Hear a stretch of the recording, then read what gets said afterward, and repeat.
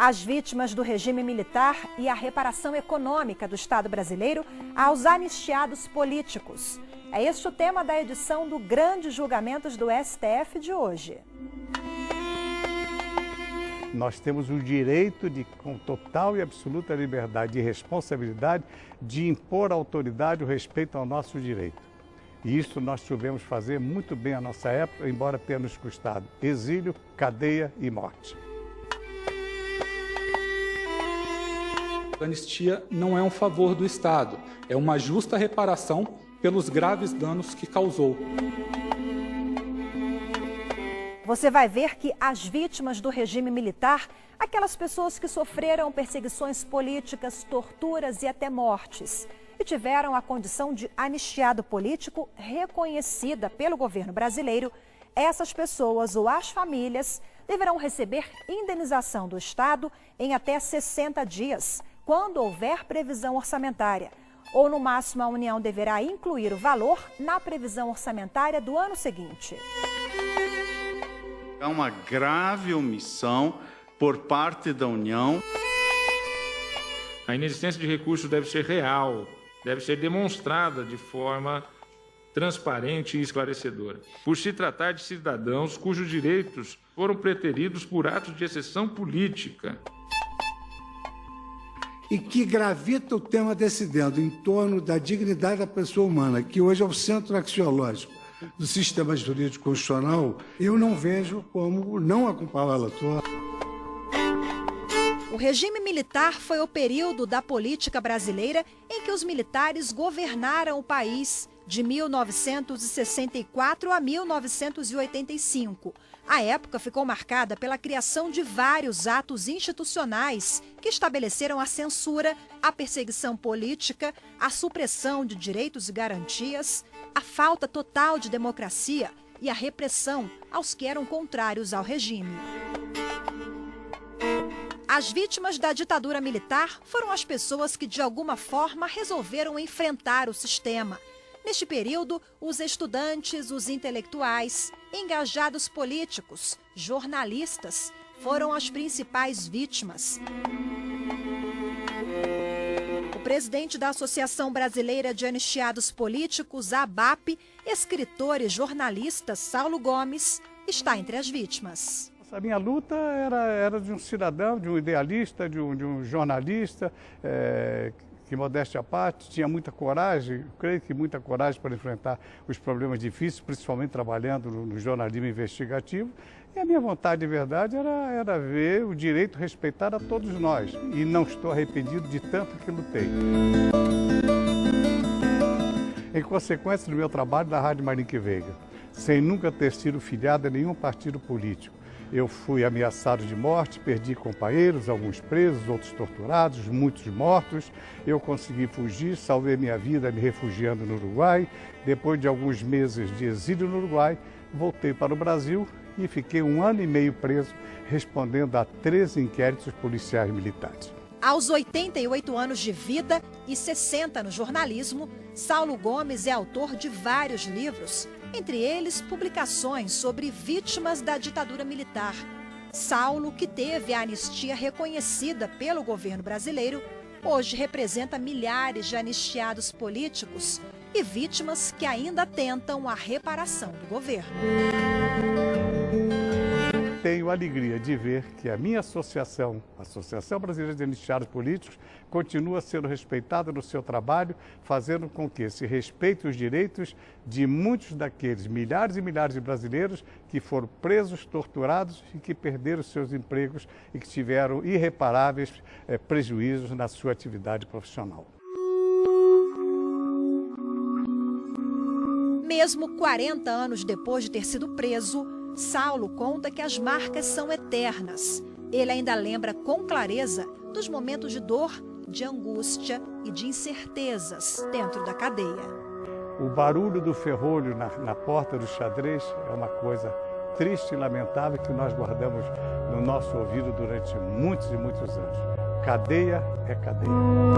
Nós temos aqueles que há mais de 50 anos guardam as sequelas da cadeia. e outras formas de tortura, não de pancada, mas de ameaças, em lanchas da Marinha durante a madrugada, em helicópteros militares levados a pontos distantes, principalmente em alto mar, com a ameaça de que seriam jogados em alto mar, e alguns o foram. Eu, felizmente, estou aqui contando um pouco da história. Mas, de qualquer maneira, a dor física passa. O problema físico pode se resolver através da medicina. Agora, a dor moral, essa é eterna. O relato de Saulo Gomes, que é jornalista e presidente da Associação Brasileira de Anistiados Políticos, ABAP, representa o depoimento de outros Saulos, outros milhares de brasileiros que, assim como ele, também foram vítimas do regime militar. Em 2002, o governo brasileiro instituiu uma importante lei que prevê o reconhecimento e a reparação moral e financeira do Estado brasileiro a essas vítimas. A Lei número 10.559 de 2002 foi criada com o objetivo de reparar moral e economicamente as vítimas de atos de exceção, arbítrio e violações aos direitos humanos cometidos entre 1946 e 1988. A Comissão da Anistia, ligada ao Ministério da Justiça, foi criada por essa lei, composta por integrantes da sociedade civil, pessoas indicadas pelos anistiados políticos e pelo Ministério da Defesa. A comissão conta com mais de 70 mil pedidos de anistia protocolados. O debate sobre o pagamento imediato das indenizações aos anistiados políticos veio parar no Supremo justamente pela demora da União em arcar com os valores. As pessoas não conseguiam receber a indenização e, por isso, eram obrigadas a procurar a justiça. E exatamente a Lei 10.559 é que nos deu o direito de recorrer ao Supremo Tribunal Federal. E, em consequência desse nosso ato, depois de 12 anos de espera, a Suprema Corte de Justiça do nosso país reconheceu o nosso direito. A decisão que beneficiou milhares de anistiados foi dada na análise do caso concreto de um ex-cabo da Aeronáutica. Ele recebeu a anistia do governo federal em 2004, mas a União não pagou o valor retroativo da indenização, estimada em R$ 187 mil. O argumento era de que o montante não foi previsto no orçamento federal. Por unanimidade, seguindo o voto do relator, ministro Dias Toffoli, a Suprema Corte determinou que a União não pode deixar de incluir o valor da reparação na previsão orçamentária do ano seguinte ao reconhecimento do benefício. A decisão foi tomada no julgamento do recurso extraordinário de um militar da Aeronáutica e teve a repercussão geral reconhecida. O ex-cabo foi expulso das Forças Armadas em 1964, por ser considerado subversivo pelo regime militar vigente. Anos mais tarde, ele procurou a Comissão de Anistia, que reconheceu que o desligamento foi por motivos políticos. Como anistiado, em 2004, ele começou a receber a indenização do governo. O problema é que o retroativo nunca foi pago. O ex-cabo da Aeronáutica, que deu origem à decisão do plenário do Supremo, ganhou o direito de receber do governo brasileiro uma prestação mensal e permanente como anistiado político no valor de R$ 2.668, com efeito retroativo entre 1998 e 2003.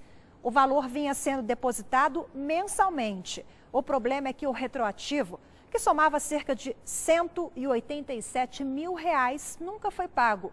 O ex-militar, então, entrou com recurso na Justiça, pedindo o recebimento desse valor com correção monetária. Por 10 votos a 0, o Supremo concordou com os argumentos do anistiado e declarou que, nesse tipo de indenização retroativa, o beneficiado precisa ser ressarcido imediatamente. Antes dos votos, a Advocacia Geral da União e os advogados dos anistiados defenderam seus argumentos. Falar de anistia é falar, em primeira e última análise, de graves e covardes violações aos direitos de um ser humano. E qual a forma que o legislador pátrio previu para reparar esses danos, para pedir essa espécie de perdão àqueles que foram prejudicados pela ditadura?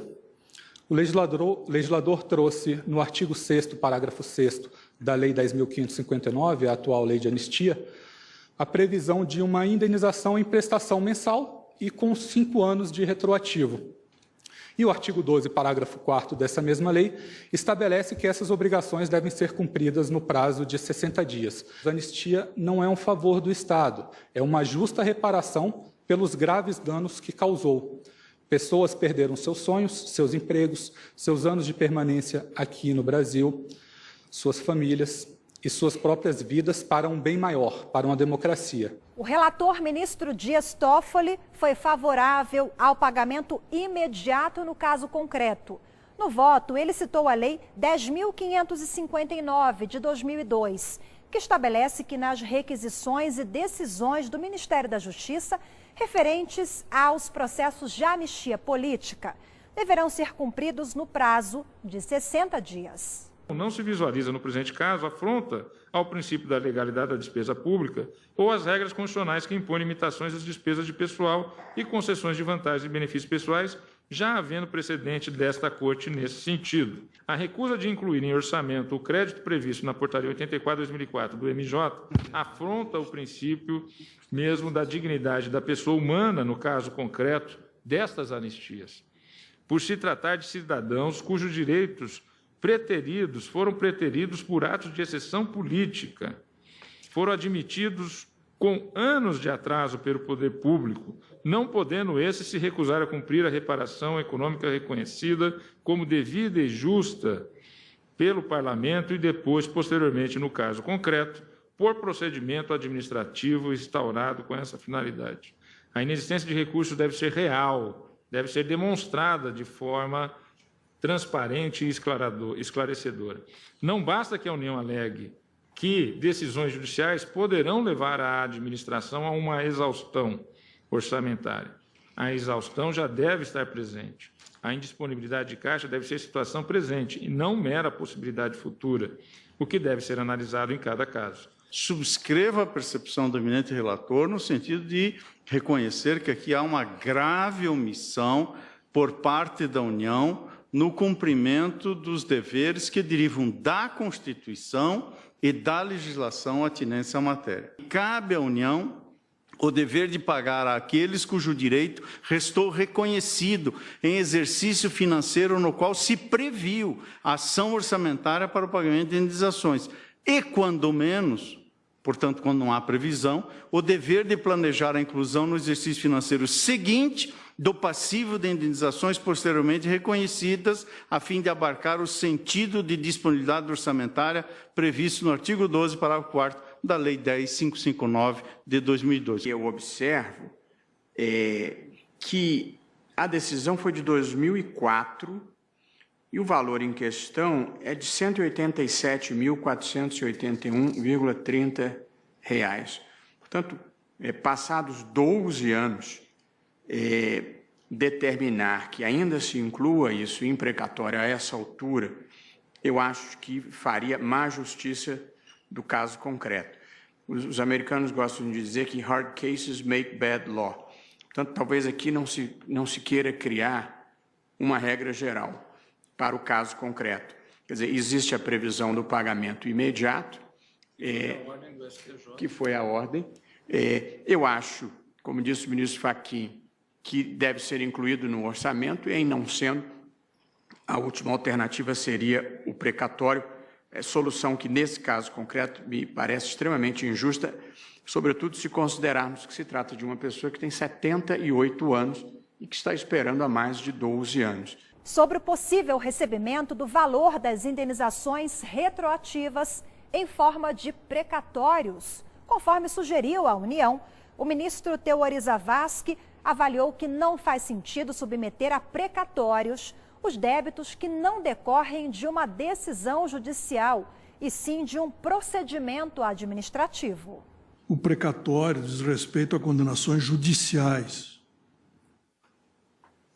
e visa a observância do princípio orçamentário das despesas públicas. Esse é o princípio do precatório. Portanto, não faz nenhum sentido submeter a precatório débitos que não decorram de decisão judicial, mas é de reconhecimento administrativo, e ainda mais quando previsto na lei orçamentária. Não havendo ou sendo insuficiente a disponibilidade orçamentária no exercício em curso, deve o impetrado promover a sua previsão no projeto de lei orçamentária imediatamente seguinte. Gostaria, assim, de registrar a beleza das sustentações orais, que entendo que foram absolutamente pertinentes e que permitiram uma compreensão ampla do tema em debate. E, da mesma forma, o voto do eminente relator, a quem eu acompanho, com o adendo sugerido agora já para efeito de tese pelo ministro Fachin, ratificado pelo ministro Theory. E que gravita o tema desse adendo em torno da dignidade da pessoa humana, que hoje é o centro axiológico do sistema jurídico constitucional e que, segundo a palavra dos doutos, ilumina o universo jurídico, eu não vejo como não acompanhar o relator integralmente. A própria lei de regência já resolve essa questão no parágrafo 4º do artigo 12, que diz o seguinte: as requisições e decisões proferidas pelo ministro de Estado da Justiça nos processos de anistia política serão obrigatoriamente cumpridos no prazo de 60 dias por todos os órgãos da administração pública e quaisquer outras entidades a que estejam dirigidas, vírgula, aí me parece importante, ressalvada a disponibilidade orçamentária. Portanto, se não houver comprovadamente disponibilidade orçamentária, é claro que esse crédito deverá ser consignado no orçamento imediatamente seguinte, subsequente. Nós sabemos que o orçamento está submetido ao princípio da anualidade. Ano a ano tem-se um orçamento a ser elaborado. Então, se considerarmos que a portaria do ministro do Estado da Justiça data de 14 de janeiro de 2004, nós vamos constatar que, na data de hoje, passados 12 anos, 10 meses, 3 dias, ainda não houve a inserção de numerário, se é que não houve, né? E demonstra o relator que essa inserção ocorreu de numerário para satisfação do que é previsto na portaria. Tenho para mim que os fundamentos em que se apoia o doutíssimo voto proferido pelo eminente ministro Dias Toffoli e também os precedentes firmados nesta matéria a respeito dos diversos fundamentos invocados pela União Federal em sua postulação recursal, desautorizam por completo, a mim me parece, como destacou o eminente ministro Dias Toffoli, a pretensão recursal ora deduzida pela União Federal, a revelar, portanto, a correção do acórdão objeto deste recurso extraordinário emanado do egrégio Superior Tribunal de Justiça. A mim me parece, senhora presidente, que se impõe, por isso mesmo, o improvimento do presente recurso extraordinário. Também tenho voto escrito que farei juntada, no mesmo sentido, acompanhado do ministro relator e citando os precedentes, alguns dos quais já foram mencionados até mesmo no voto do ministro nesta matéria, no qual já me pronunciei. Esse caso ganhou a repercussão geral, o que significa que vai servir de base para outros processos semelhantes que tramitam em todas as instâncias do Poder Judiciário. Por unanimidade, ficou decidido que se a União não tiver os valores para arcar com a dívida, deverá incluí-los no orçamento do ano seguinte. A decisão do Supremo terá efeito sobre quase 1.000 processos que ficaram sobrestados na Justiça, desde que o caso analisado recebeu repercussão geral em 2011. O presidente da Associação Brasileira de Anistiados Políticos, a ABAP, jornalista e escritor Saulo Gomes, comemora o resultado. Ela significa a nossa ressurreição. Ela significa a certeza absoluta de que nem tudo está perdido. A recuperação dos nossos direitos. E graças à decisão do Supremo Tribunal Federal, as autoridades brasileiras, em todos os setores nesse país inteiro, passam, a partir de agora, a ter certeza absoluta de que, como brasileiros, idealistas e profissionais, nós temos o direito de exercer tudo aquilo que a democracia nos oferece. Hoje eu tenho filhos, tenho netos, já tenho bisneto e tenho a felicidade de dizer que sou um homem livre nesta Casa de Leis do Supremo Tribunal Federal, podendo falar um pouquinho da minha vida e das agruras que a política nos impôs.